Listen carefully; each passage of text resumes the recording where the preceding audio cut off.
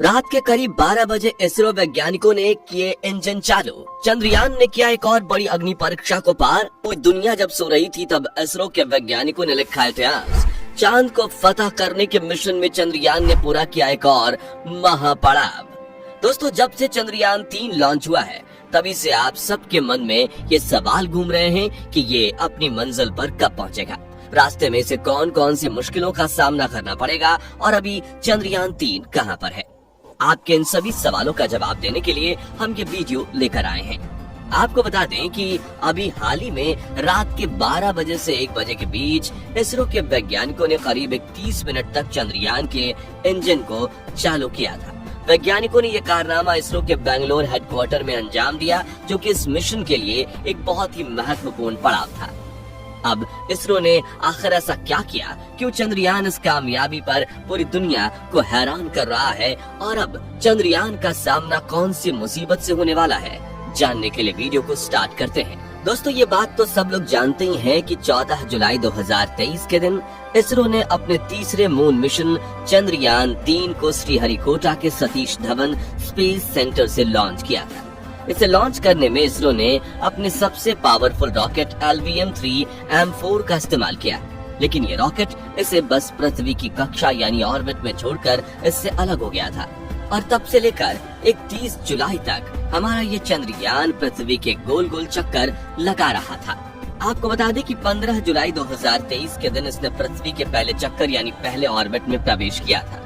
अब आप सोच रहे होंगे कि चंद्रयान को तो चांद पर लैंड करना था, फिर यह पृथ्वी के चक्कर क्यों काट रहा था। असल में दोस्तों, किसी भी ऑब्जेक्ट को अंतरिक्ष में यात्रा करने के लिए सीधा पृथ्वी से बाहर नहीं भेजा जा सकता।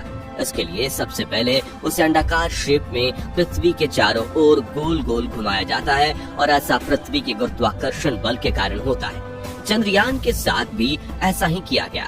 पहला ऑर्बिट पूरा करने के बाद 17 जुलाई को इसे दूसरे ऑर्बिट में भेजा गया और ऐसा करने के लिए भी वैज्ञानिकों को इसके इंजन चलाने पड़े थे। इसके एक दिन बाद इसे ठीक इसी तरह तीसरी कक्षा में और 20 जुलाई को पृथ्वी की चौथी कक्षा में डाला गया। इसरो के वैज्ञानिक पल पल की खबर देते हुए हमें ये बताते हैं, हमारा ये अंतरिक्ष यान बिल्कुल प्लान के मुताबिक ही आगे बढ़ रहा है। इस तरह आगे बढ़ते हुए 25 जुलाई के दिन चंद्रयान 5वें ऑर्बिट में एंटर कर जाता है। ध्यान देने वाली बात यह है कि हर एक बढ़ते हुए ऑर्बिट के साथ चंद्रयान के ऑर्बिट का आकार भी बढ़ रहा था, यानी हर एक चक्कर पूरा करके चंद्रयान पृथ्वी से दूर होता जा रहा था। 25 जुलाई के बाद वैज्ञानिकों को 1 अगस्त का इंतजार था, क्योंकि इसी दिन चंद्रयान को उस अग्नि परीक्षा से गुजरना था जिसका जिक्र हमने वीडियो के स्टार्टिंग में किया था। असल में यही वो दिन था जब चंद्रयान को अपना 5वां और आखिरी राउंड पूरा करके पृथ्वी के ऑर्बिट से बाहर निकलकर आगे बढ़ना था और आखिरकार वो दिन आ ही गया। बेंगलोर स्थित इसरो के हेडक्वार्टर में माहौल थोड़ा टेंशन वाला था, क्योंकि ये इस मिशन का एक बहुत ही नाजुक लम्हा था और जरा सी चूक पूरे खेल को बिगाड़ सकती थी। वैज्ञानिकों का काम एकदम सही समय पर चंद्रयान के इंजन को ऑन करना था, ताकि इसकी स्पीड को एक बूस्ट मिल सके और ये पृथ्वी के ऑर्बिट से सफलतापूर्वक बाहर निकल जाए। विज्ञान की भाषा में ऐसा करने को ट्रांस लूनर इंजेक्शन कहा जाता है। अब जैसे ही चंद्रयान 3 अपने 5वें ऑर्बिट के पैरागी पॉइंट यानी पृथ्वी के 236 किलोमीटर दूर पहुंचा, तो वैज्ञानिकों ने इसके इंजन को चालू कर दिया और इन्हें करीब 30 मिनट तक चालू ही रखा। इस पल के लिए इन वैज्ञानिकों ने ना जाने कितने साल मेहनत की थी। आखिरकार वैज्ञानिकों की ये मेहनत रंग लाई और हमारा चंद्रयान पृथ्वी के गुरुत्वाकर्षण क्षेत्र को छोड़कर हमें अलविदा कहते हुए चांद की तरफ अंतरिक्ष में एक सुनसान रास्ते पर निकल पड़ा। इस समय हमारा चंद्रयान पृथ्वी और चांद के बीच अंतरिक्ष में मौजूद लंबे हाईवे पर अपना सफर तय कर रहा है।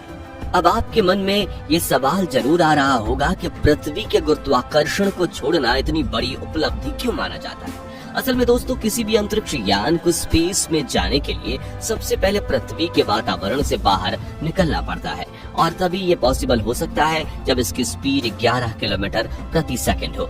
चंद्रयान 3 को ये स्पीड देने के लिए हमारे वैज्ञानिकों ने LVM-3M4 रॉकेट का इस्तेमाल किया था, जिसे हम बाहुबली रॉकेट के नाम से भी जानते हैं। वातावरण के बाद बारी आती है पृथ्वी के गुरुत्वाकर्षण से बाहर निकलने की, और इसके लिए मिनिमम 11.2 किलोमीटर प्रति सेकंड की रफ्तार चाहिए होती है, जिसे साइंस की भाषा में एस्केप वेलोसिटी कहा जाता है। ऐसा करने में कोई जरा सी चूक पूरे मिशन को बर्बाद कर सकती है। यही वजह है कि इसरो की इस उपलब्धि को इतना खास माना जा रहा है। पृथ्वी का गुरुत्वाकर्षण बल से बाहर निकलने के बाद चंद्रयान सीधा चांद की ओर एक लंबे हाईवे पर दौड़ लगाकर चांद का पीछा करना शुरू कर चुका है, जिसमें चंद्रयान एक बार फिर बड़े इम्तिहान से गुजरा और चांद के ऑर्बिट में प्रवेश किया। जिस तरह पृथ्वी के ऑर्बिट से निकलने के लिए चंद्रयान के इंजन चालू किए गए थे, ठीक वैसे ही वैज्ञानिक फिर से इसके इंजन को ऑन करके चांद की कक्षा में धकेल रहे हैं। लेकिन जितनी आसानी से हमने इस बात को कहा, ये उतना ही ज्यादा मुश्किल और जटिल था। आपको बता दें कि इस समय चंद्रयान की रफ्तार 40,000 किलोमीटर प्रति घंटा थी।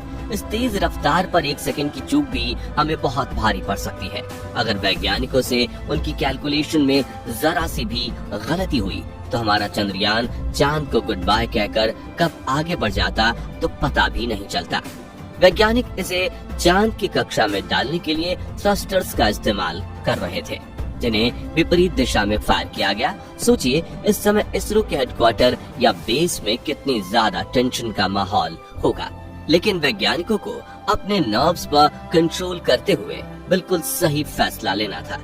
अब हमारा चंद्रयान चांद के ऑर्बिट में पहुंचकर इसके भी ऐसे ही चक्कर काटना शुरू कर देगा जैसे इसने पृथ्वी के काटे थे, लेकिन इस बार हर एक पूरे होते चक्कर के साथ इसके ऑर्बिट का आकार बड़ा नहीं बल्कि छोटा होता जाएगा, यानी गोल गोल घूमते हुए चंद्रयान मून सरफेस के करीब होता चला जाएगा।